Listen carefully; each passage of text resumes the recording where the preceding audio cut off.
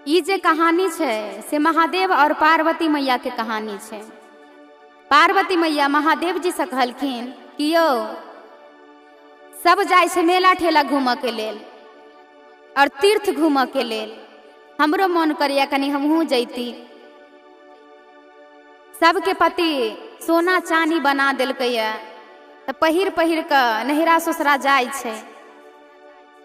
जे अहाँ के घर में तो खाली भेभूते के ढेरी देखे छी हम, अहाँ के घर में तो किछो हैबे नहीं है। तो महादेव जी कहलखिन पार्वती मैया के, अच्छा अहूँ के तीर्थ घूमे के या, अहूँ के नहिरा जाय के या, अहूँ के सोना चानी चाही की? तो पार्वती मैया कहलखिन हाँ तो किया नहीं चाहिए हमरा, हमरो मन या कि सोना चानी हम पहिरतों, नहिरा ससुरा घूमतों। तो महादेव जी एक चुटकी भेभूत दो दिलखिन पार्वती मैया के, जे ई लिया और अहाँ के जे सोना चानी चाहिए, जे चीज भी चाहिए लिया और अहाँ कीन लिया जाकर। तो पार्वती मैया कहलखिन महादेव जी से, यो अहाँ ई की दऽ रहल छियै? ई एक चुटकी भेभूत के हमरा सोना चानी देते? ई रक्षर कोई लेते की? ई रक्षर तो कोई नहीं लेते, जे पैसा न दीतिए हमरा। तो महादेव जी कहलखिन पार्वती मैया से, अहाँ जेबै तब तो, अहाँ पहले जाओ तो पार्वती मैया सोनार के दुकान पर गेलखिन, लेकिन उस सोनार भी शिव गुरु के महाभक्त रहे, महाभक्त। तो पार्वती मैया भेभूत दिलखिन और सोनार से कहलखिन कि यो आई भेभूत के हमरा सोना चानी देबै की? तो सोनार तो पहचान गेलखिन, सोनार भी बहुत बड़ा भक्त रहे शिव गुरु महादेव के, और शिव गुरु के भक्त के लेल भेभूत बहुत खास चीज मानल जाय छे। तो सोनार कहलखिन पार्वती मैया से, हाँ ई भेभूत के हम सोना चानी अहाँ के किया नहीं देब? जे ई भेभूत हमरा के देते? सब तो पैसा कौड़ी दै छे, लेकिन ई भेभूत हम कहाँ पेबै, के देते? जे लाओ हम दै छी अहाँ के। तो एकटा पलरा पर सोनार भेभूत चढ़ेलखिन और एकटा पलरा पर हुनका जत्ते भी दुकान के सोना चानी रहे सब चढ़ेलखिन, लेकिन सोना चानी ओई एक चुटकी भेभूत के सामने में कम पड़ गेले। तो सोनार सोचलखिन आब हम की करबै? तो पार्वती मैया से कहलखिन, सोनार अहाँ के की सब लिए के या? ई पलरा तो उठे नहीं रहल छे, अहाँ के की सब लिए के बताओ, हम उ दऽ दै छी।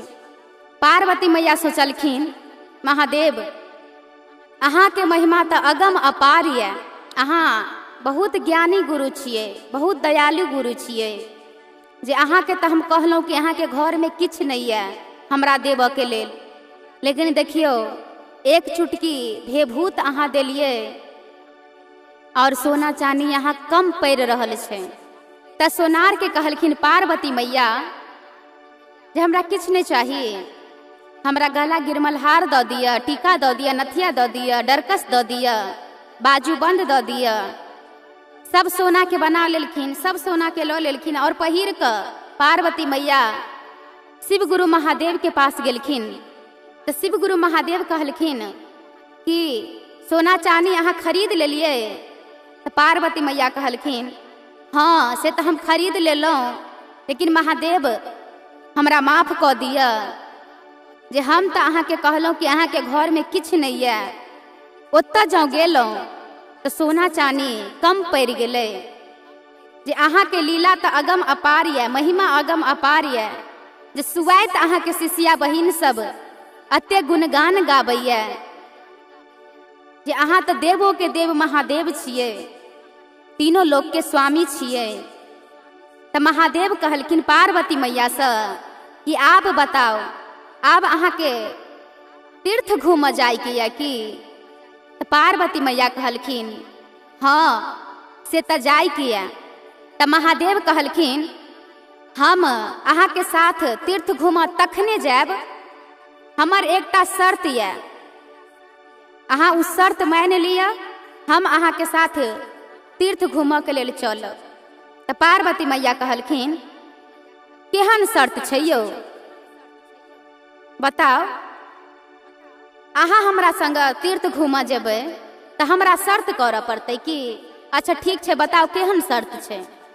तऽ महादेव कहलखिन पार्वती मैया से, तऽ अहाँ बाट घाट में या तीर्थ स्थल पर ककरो कोनो चीज चोरेबै नहीं, ककरो कोनो चीज पर लोभ नहीं करबै, तखने हम अहाँ के साथ जायब।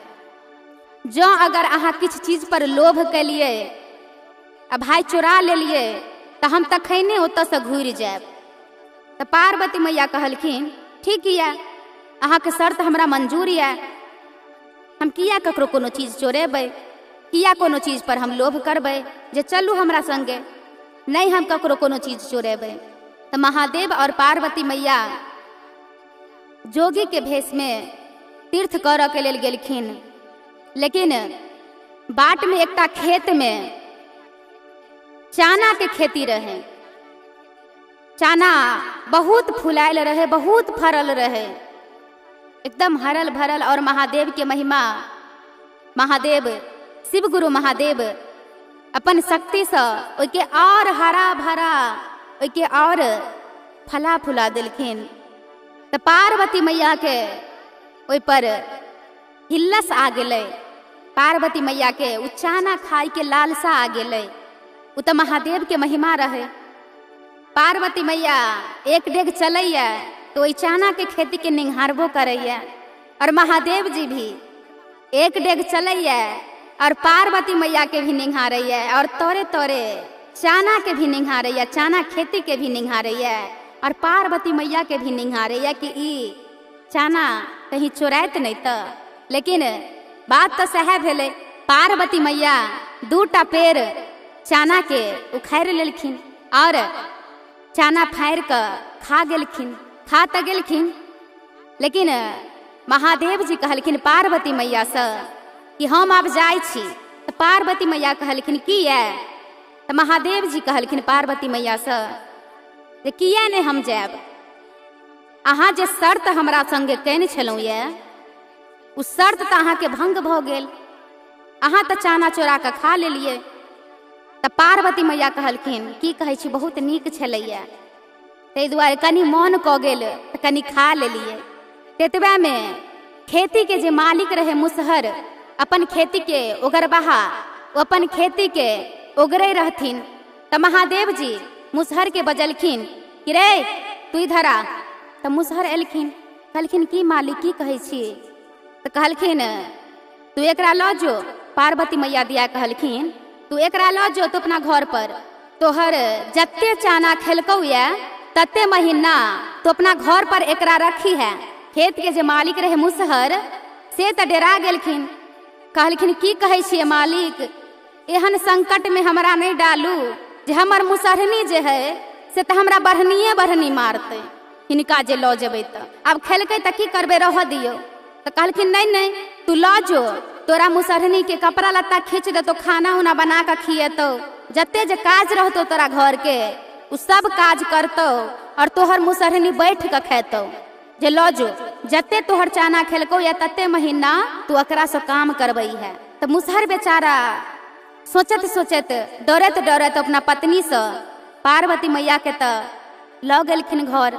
लेकिन जब मुसहरनी के जे पता चलले कि मुसहरवा ककरो ल के आबैया, तो मुसहरनी तो एक टांग पर नाच कर लगलखिन, कहिया देखत हो बाबू भैया सब, ई मुसहरवा ककरा उठा के ल अयलैया, ककरा फुसला पनिया के ल के अयलैया, देखत कनी आई मुसहरवा के हम बढ़निए नहीं मरलिए। तब तो बेचारा मुसहर तो मुश्किल में पड़ गेले। तब मुसहर कहलखिन मुसहरनी से इधर आओ, बैठू, सुनू पहले हमार बात, तब हमरा कुछो कह। कहलखिन बताओ की कहै छी? कहलखिन देखियो अपन जे खेती नहीं है चाना के, वह चाना के खेती से ई दुनू प्राणी जोगी जाइत रहथिन, तो ई अपन चाना उखाड़ के खा लेलखिन। हिनकर पति जोगी रहे, हिनकर पति कहलखिन जत्ते भी अहाँ के चाना खेलक ये हमर पत्नी, तत्ते महीना राखब हुनका से काज करायब। ताहि दुआरे अपना घर पर नेने एलहुँ यऽ जे अपन जे काज करत, बर्तन बासन कऽ देत, खाना पीना बना देत तऽ अहीं के ना मदद मिलत। तो मुसहरनी तो बेचारी समझ गेलखिन जे हमरा तो अब आरामे आराम है, तो केनाहू तो मुसहरनी बेचारी मान गेलखिन।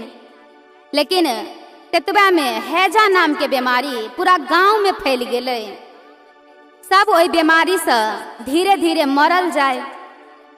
तो पार्वती मैया सोचलखिन जब हम एहि गांव में छियै तो किछ न किछ उपाय तक कैल जाए। तेतबा में पार्वती मैया मुसहर के बेटा के छोलनी धिपा कर दागि देलखिन। ज्यों त छोलनी धिपा कर दगलखिन तो पूरा गांव शांत भ गेलै। और मुसहरनी तो खूब डिरियाए जे देखा तो हो बाबू भैया सब ई ककरा ने ककरा उठा कर लेल हन मुसहरबा, और हमरा बेटा के देखा तो छोलनी धिपा कर दागि देलक हन। एहन के रखते, हम नहीं रखबै एहन के। तो मुसहर कहलखिन सुनू गलती भ गेलै, एकटा गलती तो सब माफ करे छे, एक बेर अहू माफ क दियो। तो बेचारी मुसहरनी माफ क देलखिन। लेकिन तेतबा में सावन महीना रहे, तो सावन महीना में सब गंगा स्नान गेलखिन नहाय के लेल, तीर्थ घूम के लेल। तो मुसहर मुसहरनी भी जाय के तैयारी में रहथिन। पार्वती मैया के पता चललै। तो पार्वती मैया कहलखिन मुसहर और मुसहरनी से कि यौ सुनै छी अहाँ सब गंगा स्नान जाइ छी तीर्थ घूम के लेल, जे कनि हमरो मन या हमहूँ जैती। तो मुसहरनी कहलखिन पार्वती मैया से अहाँ कहाँ जायब, अहाँ घरे पर रहू, अहाँ घरे के काज देखब। बकरी छै खुटरल, बकरी के लऽ आयब, घास लऽ आयब, जते काज रहे से बता देलखिन। लेकिन पार्वती मैया नहीं मानलखिन, कहलखिन नहीं हम जायब तऽ जायब, कनि हमरो लऽ चलू, हम नहीं कहियो गेल छी से कहलखिन। तो बहुत कहलखिन तो मुसहर बेचारा मान गेलखिन। कहलखिन की करबै, गरीब दुखिया छै, लऽ चलियो हिनको। तो लऽ तऽ गेलखिन। लेकिन जखने तो गांव से निकललै तो एक खद्धा खुद्दी मिललै। और सावन के महीना में तो ओनाहुतो में बारिश होते रहे छे, सब खद्धा खुद्दी पानी से भरल रहे। गंगा मैया और पार्वती मैया दोनों बहिन रहथिन। गंगा मैया ओई खद्धे में उछले लगलखिन, चाहलखिन कखन हम पार्वती के चरण धो दी, दोनों बहिन मिल जाए। तो पार्वती मैया तो सब देखथिन, वो तो स्वयं देवी रहथिन। तो पार्वती मैया की कलखिन, मुसहर के बेटा के वह खद्धा में धकेल देलखिन। धकेल तो देलखिन, लेकिन तखनते से मुसहरनी नाचे के स्टार्ट कर देलखिन एक टांग पर। खूब गरियलखिन मुसहरबा के। हम मुसहरबा के कहते रहिए कि एकरा साथ नहीं लाबऽ के लेल, अब हम नहीं जाब गंगा स्नान, जतरा खराब कर देलक हमरा ई। चलू चलू घर जाब, हम चलू चलू घर जाब, नहीं हमरा जाके या कतौ तीर्थ उर्थ करऽ के लेल, सब जतरा हमरा ई खराब कर देलक। पार्वती मैया तो बहिन से ओई खद्धे में मिल लेलखिन। जतऽ श्रद्धा पावे छे भगवान के जई रूप में बोलेबै, जहाँ भी बोलेबै भगवान तो ओतै उपस्थित रहे छथिन। तो पार्वती मैया तो दोनों बहिन अपन मिल लेलखिन ओतै। लेकिन मुसहर मुसहरनी खिसिया के घर चलि एलखिन। घर तो चलि एलखिन, लेकिन पूरा गांव के पंचायती बैठलखिन पार्वती मैया पर कि देखत ई मुसहरबा केकरा ने केकरा उठा कर लो आयल हन, आई कांड पर कांड हमरा घर में कन जाय है। एक बेर हमरा बेटा के छोलनी धिपा कर दागि देलक, गंगा स्नान कहली जायब तो गंगा स्नान में हमरा जाय देलक, रास्ते में जतना हमर खराब कर देलक। और पार्वती मैया के तो जते दिन हुनका उतर रह के रह लेलखिन, हुनका दिन पूरा भ गेल रहे। तो अपन कोनो न कोनो बहाना ढूंढथिन जाय के, सब गलती करत रहथिन जे कौन गलती से हमरा ई सब भगावे। पंचायती तो बैठा देलखिन मुसहर मुसहरनी। तो पूरा गांव के मुखिया सरपंच एले, पूरा गांव के आदमी एले, पार्वती मैया के भी इस सभा में ल जायल गेले। तो पार्वती मैया से पूछलखिन बता तू एना किया करे छे। तू जे एलही है काम कर के लेल तो बढ़िया जगह काम न करबही, आ तू कखन तो हिनका बेटा के दागि दै छही छोलनी से, कखन धकेल दै छही एकरा बेटा के, एना करबही तो हेतौ। सब खिसियलखिन पार्वती मैया पर, लेकिन पार्वती मैया भी कहलखिन जे देखियो बाबू भैया सब, जब पूरा गांव में हैजा के बीमारी फैलले तो हम एकरा बेटा के छोलनी धिपा के दागि देलिए तो गांव पूरा शांत भ गेले। और ई सब गंगा स्नान जाइत रहथिन, ओइ खद्धा में गंगा मैया एकदम उछलथिन गंगा जी, तो हम हिनका बेटा के धकेल देलिए ओइ खद्धा में, तो गंगा स्नान तो नहाइए लेलखिन। तो पार्वती मैया ज्यादा ने टोटे कोट में कहलखिन कि हम कोई और ने, हमर महादेव हमर स्वामी हिनकर एकटा बादाम हम खा गेली, एकटा पेड़ उखाड़ कर, तो हमर महादेव हिनका ओतऽ बन्हकी दऽ देलक जे हम कोई नहीं, हम पार्वती छी। बस एतबा ये कहलखिन और पार्वती मैया बिला गेलखिन। बिला कर फिर पार्वती मैया शिव गुरु महादेव के पास गेलखिन। तो शिव गुरु महादेव से पार्वती मैया कहलखिन, अहाँ धन्य छी प्रभु, अहाँ के लीला अगम अपार ये। 3टा चाना के खातिर हमरा 3 महीना मुसहर ओतऽ बन्हकी दऽ देन छलिए। धन्य छी प्रभु, अहाँ महान छी, धन्य छी। शिव गुरु के महिमा महान छै गे, शिष्या सुइन ला कहानिया। शिव गुरु के महिमा महान बड़ा गे, बहिना सुइन ला कहानिया। सुइन ला कहानिया शिष्या सुइन ला बचनिया। सुइन ला कहानिया बहिना सुइन ला बचनिया। पार्वती के लागल कई बन्हकिया गे, बहिना सुइन ला कहानिया। पार्वती के लागल कई बन्हकिया गे, शिष्या सुइन ला कहानिया। शिव गुरु के महिमा महान बड़ा गे, बहिना सुइन ला कहानिया। शिव गुरु के महिमा महान बड़ा गे, बहिना सुइन ला कहानिया।